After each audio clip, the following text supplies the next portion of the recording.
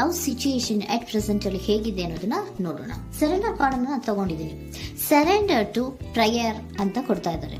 ನೀವು ಪ್ರಯರಿನ ಕಡೆಗೆ ಹೆಚ್ಚು ಗಮನವನ್ನ ಕೊಡಿ, ಸ್ವಲ್ಪ ದೇವರ ಕಡೆಗೂ ಹೆಚ್ಚು ಗಮನವನ್ನ ಕೊಡ್ಬೇಕಾಗತ್ತೆ. ಯಾವಾಗ ನೀವು ದೇವರನ್ನ ತುಂಬಾ ಹೃದಯದಿಂದ ಪ್ರಾರ್ಥನೆಯನ್ನ ಮಾಡಿ ನನಗೆ ಸಹಾಯವನ್ನ ಮಾಡು ಅಂತ ಕೇಳ್ತಿರೋ, ಆಗ ಅದೆಲ್ಲ ಸಮಸ್ಯೆಗಳಿಂದ ನೀವು ಆಚೆ ಬರ್ತೀರಾ. ಮಾಡೋದ್ರಿಂದ, ದೇವರನ್ನ ನೀವು ಧ್ಯಾನ ಮಾಡೋದ್ರಿಂದ ನಿಮ್ಗೆ ಏನ್ ಸಿಗುತ್ತೆ, ಯಾವುದೇ ರೀತಿಯ ಗೊಂದಲಗಳಿಗೆ ಅಥವಾ ಯಾವುದೇ ರೀತಿಯ ಸಮಸ್ಯೆಗಳು ನಿಮ್ಮಲ್ಲಿ ಇದ್ರೂ ನಿಮ್ಮ ಲವ್ ಲೈಫಿನ ವಿಚಾರವಾಗಿ ನಿಮ್ಗೆ ಆನ್ಸರ್ಗಳು ಸಿಗುತ್ತೆ, ಮತ್ತೆ ಸಪೋರ್ಟ್ ಕೂಡ ನಿಮ್ಗೆ ದೇವ್ರ ಕಡೆಯಿಂದ ಸಿಗುತ್ತೆ ಅನ್ನುವಂತಹದ್ದು ನಿಮ್ಗೆ ಹೇಳ್ತಾ ಇದ್ದಾರೆ. ಅಟ್ ಪ್ರೆಸೆಂಟ್ ಅಲ್ಲಿ ಲವ್ ಸಿಚುಯೇಷನ್ ನಿಮ್ಗೆ ಬಾಟಮ್ ಆಫ್ ದ ಟಕ್ ಬಂದಿರುವಂತಹದ್ದು ರೆಫ್ಯೂಸಿಂಗ್ ಆಫರ್. ಯಾವುದೋ ಕೆಲವೊಂದು ನಿಮ್ಮ ಲವ್ ಲೈಫಿನ ವಿಚಾರವಾಗಿ ಆಫರ್ ಗಳನ್ನ ರೆಫ್ಯೂಸ್ ಮಾಡ್ತಾ ಇರುವಂತಹದ್ದು ಅಥವಾ ಮಿಸ್ಡ್ ಆಪರ್ಚುನಿಟಿ ಅನ್ನುವಂತಹದ್ದು ರೆಪ್ರೆಸೆಂಟ್ ಆಗ್ತಾ ಇದೆ. ಯಾಕೋ ನೀವು ಮಿಸ್ ಮಾಡ್ಕೋತಾ ಇದ್ದೀರಾ ಕೆಲವೊಂದು ಆಫರ್ಸ್ ಗಳನ್ನ ಅನ್ನುವಂಥದ್ದು ರೆಪ್ರೆಸೆಂಟ್ ಆಗ್ತಾ ಇದೆ.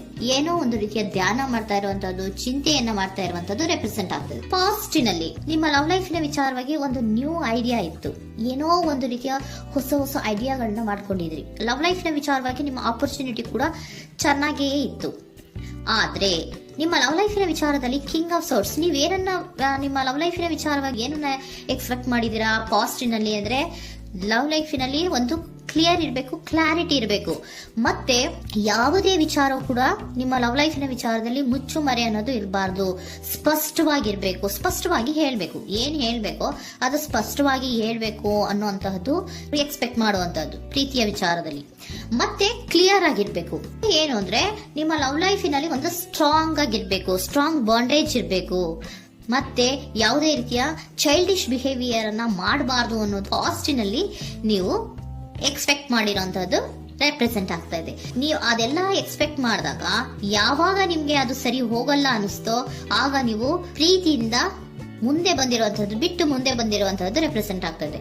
ಮೋಸ್ಟ್ ಪ್ರಾಬಬಲಿ ನಿಮ್ಮ ಕೆಲವೊಬ್ಬರಿಗೆ ಈಗ ಆಲ್ರೆಡಿ ಕೆಲವೊಂದು ರೀತಿಯ ಬ್ರೇಕಪ್ ಗಳು ಆಗಿರಬಹುದು, ಕಮ್ಯುನಿಕೇಶನ್ ಇಲ್ಲದೆ ಇರುವಂತಹದ್ದು ರೆಪ್ರೆಸೆಂಟ್ ಆಗ್ತಾ ಇದೆ. ಮೋಸ್ಟ್ ಪ್ರಾಬಬಲಿ ನೀವು ಇವಾಗ ಇಬ್ರು ಕೂಡ ನೀವು ಮಾತಾಡದೆ ಇರುವಂತಹದ್ದು ರೆಪ್ರೆಸೆಂಟ್ ಆಗ್ತಾ ಇದೆ. ಸೊ ಯಾವುದೇ ರೀತಿಯ ಕಾಂಟ್ಯಾಕ್ಟ್ ಅಲ್ಲಿ ಇಲ್ಲದೆ ಇರುವಂತಹದ್ದು ರೆಪ್ರೆಸೆಂಟ್ ಆಗ್ತಾ ಇದೆ. ನೋಡಿ, ಮುಂದೆ ಬರ್ತಾ ಇರುವಂತಹದ್ದು ರೆಪ್ರೆಸೆಂಟ್ ಆಗ್ತಾ ಇದೆ. ಯಾಕೋ ತುಂಬಾ ಬೇಜಾರಲ್ಲಿ ಇರುವಂತಹದ್ದು. ಪಾಸ್ಟಿನಲ್ಲಿ ಕೂಡ ನೀವು ಲವ್ ಲೈಫಿನ ವಿಚಾರವಾಗಿ ಕೆಲವೊಬ್ರು ಬೇಜಾರಲ್ಲಿ ಇರುವಂತಹದ್ದು ರೆಪ್ರೆಸೆಂಟ್ ಆಗ್ತಾ ಇದೆ.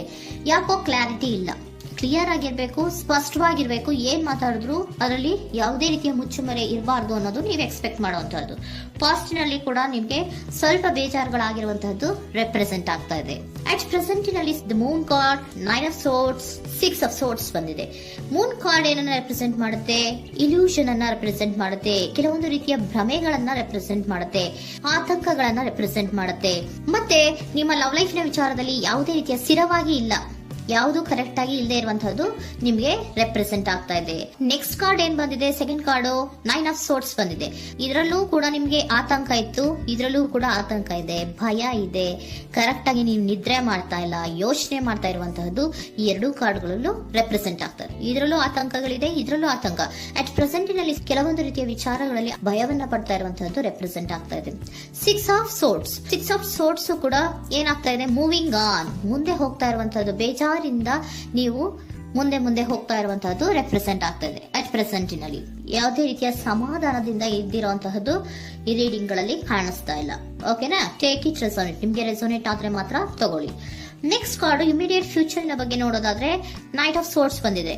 ಅಂದ್ರೆ ಈ ಕೆಲವು ಬೇಜಾರುಗಳಿಂದ ಏನ್ ಈ ಮೂವ್ ಆನ್ ಆಗ್ತಾ ಇದ್ದೀರಲ್ವಾ, ಕೆಲವೊಂದು ವಿಚಾರಗಳನ್ನ ಕ್ವಿಕ್ ಥಿಂಕಿಂಗ್ ಅನ್ನ ಮಾಡಿ ನೀವು ಮುಂದೆ ಬರುವಂತಹದ್ದು, ಕೆಲವೊಂದು ಆಕ್ಷನ್ಸ್ ಗಳನ್ನ ತಗೊಳ್ಳುವಂತಹದ್ದು ರೆಪ್ರೆಸೆಂಟ್ ಆಗ್ತಾ ಇದೆ. ನಿಮ್ಮ ಲವ್ ಲೈಫಿನ ವಿಚಾರವಾಗಿ ಕ್ವಿಕ್ ಥಿಂಕಿಂಗ್ ಅನ್ನ ಮಾಡಿ ಏನ್ ಮಾಡ್ಬೇಕು, ಹೇಗ್ ಮಾಡ್ಬೇಕು ಅಂತ ಕ್ವಿಕ್ ಥಿಂಕ್ ಅನ್ನ ಮಾಡಿ ನೀವು ಮುಂದೆ ಬರುವಂತಹದ್ದು, ಮತ್ತೆ ಕೆಲವೊಂದು ರೀತಿಯ ಆಕ್ಷನ್ ಗಳನ್ನ ತಗೋತಾ ಇರುವಂತಹದ್ದು ರೆಪ್ರೆಸೆಂಟ್ ಆಗ್ತಾ ಇದೆ. ಕ್ವೀನ್ ಆಫ್ ಕಪ್ ಏನನ್ನ ರೆಪ್ರೆಸೆಂಟ್ ಮಾಡುತ್ತೆ? ಬಹಳ ಕೇರಿಂಗ್ ಅನ್ನ ರೆಪ್ರೆಸೆಂಟ್ ಮಾಡುತ್ತೆ. ಏನಿರ್ಬೇಕು ಲವ್ ಲೈಫಿನ ವಿಚಾರದಲ್ಲಿ? ನೋಡಿ, ನೀವು ನೋಡ್ತಾ ಇರೋದು ಹೇಗ್ ನೋಡ್ತಾ ಇದ್ದೀರಾ? ನಿಮ್ಮ ಲವ್ ಲೈಫಿನ ವಿಚಾರದಲ್ಲಿ ಏನಿರ್ಬೇಕು ಅಂತ ಎಕ್ಸ್ಪೆಕ್ಟ್ ಮಾಡ್ತೀರಾ? ಸ್ವಲ್ಪ ಸ್ಟೇಬಲ್ ಆಗಿರ್ಬೇಕು, ಬಹಳ ಕೇರಿಂಗ್ ಇರ್ಬೇಕು, ಎಮೋಷನಲ್ ಇರ್ಬೇಕು ಅದರಲ್ಲಿ ಅನ್ನುವಂಥದ್ದು ನೀವು ಎಕ್ಸ್ಪೆಕ್ಟ್ ಮಾಡುವಂಥದ್ದು. ಈ ನಿಯರ್ ಫ್ಯೂಚರ್ ನಲ್ಲಿ ನೀವು ಆ ರೀತಿ ಎಕ್ಸ್ಪೆಕ್ಟ್ ಮಾಡುವಂತಹದ್ದು.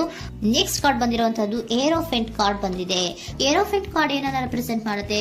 ಕೆಲವೊಂದು ವಿಚಾರಗಳ ಬಗ್ಗೆ ತಿಳ್ಕೊತಾ ಇರುವಂತಹದ್ದು, ಏನೋ ಕೆಲವು ವಿಚಾರಗಳ ಬಗ್ಗೆ, ನಿಮ್ಮ ಲವ್ ಲೈಫಿನ ವಿಚಾರಗಳ ಬಗ್ಗೆ ತಿಳ್ಕೊತಾ ಇದ್ದೀರಾ. ಏನಾಗಿದೆ, ಹೇಗಾಗಿದೆ, ಸ್ವಲ್ಪ ಆಕ್ಷನ್ಸ್ ಅನ್ನ ತಗೋಬೇಕು ಅಂದ್ರೆ ನಾನು ಸ್ವಲ್ಪ ಕೇರ್ ಅನ್ನ ಮಾಡಬೇಕು, ಸ್ಟೇಬಲ್ ಆಗಿರ್ಬೇಕು ಅಂದ್ರೆ ಸ್ವಲ್ಪ ನಾನು ಕೇರ್ ಅನ್ನ ಮಾಡಬೇಕು, ಆಕ್ಷನ್ ಅನ್ನ ತಗೋಬೇಕು ಅನ್ನೋಂತಹ ನಿರ್ಧಾರಗಳನ್ನ ನೀವು ಮಾಡ್ತಾ ಇರುವಂತದ್ದು ರೆಪ್ರೆಸೆಂಟ್ ಆಗ್ತಾ ಇದೆ. ಹಾಗಿದ್ರೆ ಏಂಜಲ್ ಗೈಡೆನ್ಸ್ ಏನ್ ಕೊಡ್ತಾರೆ? Are you ready? ನೀನು ರೆಡಿಯಾಗಿದ್ದೀರಾ ನೀವು ಅಂತ ಕೇಳ್ತಾ ಇದ್ದಾರೆ ಏಂಜಲ್ಸ್ಗಳು. ಅಂದ್ರೆ ಏನು, ನೀನ್ ಇಲ್ಲೇ ಕುತ್ಕೊಂಡು ಅಳ್ಕೊಂಡು ಬೇಜಾರು ಮಾಡ್ಕೊಂಡು ಕುತ್ಕೊಳ್ಳೋದು ಬೇಡ, ಸ್ವಲ್ಪ ನೀನು ಮುಂದೆ ಮೂವ್ ಆಗು. ಅಲ್ಲಿರೋದ್ರಿಂದ ಏನು ಪ್ರಯೋಜನ ಇಲ್ಲ. Are you ready? ನೀವು ರೆಡಿ ಆಗಿದ್ದೀರಾ? Within the next few weeks, ಕೆಲವೊಂದು ವೀಕ್ಗಳಲ್ಲಿ, ಕೆಲವೊಂದು ವಾರಗಳಲ್ಲಿ ನೀವು ಏನಾಗ್ತೀರಾ? ಅಬಂಡೆನ್ಸ್, ಸಾಮರಸ್ಯ ಅನ್ನೋದು ಇರುತ್ತೆ. ಇಂಪ್ರೂವಿಂಗ್ ಹೆಲ್ತ್ ಅಂದ್ರೆ ಏನು, ನೀವು ಯೋಚನೆ ಮಾಡಿ ಮಾಡಿ ಮಾಡಿ ಏನ್ ನೀವು ಈ ಆರೋಗ್ಯವನ್ನ ಹಾಳು ಮಾಡ್ಕೊಂತ ಇದ್ದೀರಾ. ಸೊ ಇಂಪ್ರೂವಿಂಗ್ ಹೆಲ್ತಿನ ಕಡೆಗೆ ಗಮನವನ್ನ ಕೊಡಿ. ಆತಂಕವನ್ನ ಮಾಡ್ಕೊಂಡು ಭಯವನ್ನ ಪಡ್ಕೊಂಡು ಮುಂದೆ ಹೋಗ್ಬೇಕಲ್ಲ ಅಂತ ನೀವು ದಿನ ದಿನ ಹೆಂಗೆ ಕಾಲವನ್ನ ಮುಂದೆ ಹಾಕ್ತಾ ಇದ್ರೋ, ಅದಕ್ಕೆ ಏನ್ ಹೇಳ್ತಾ ಇದ್ದಾರೆ? Are you ready? ಮುಂದೆ ಬರೋದಕ್ಕೆ ನೀನ್ ರೆಡಿ ಆಗು. ನೀವ್ ಅಲ್ಲೇ ಕೂತಿರೋದ್ರಿಂದ ಯಾವುದೇ ರೀತಿಯ ಪ್ರಯೋಜನ ಇಲ್ಲ.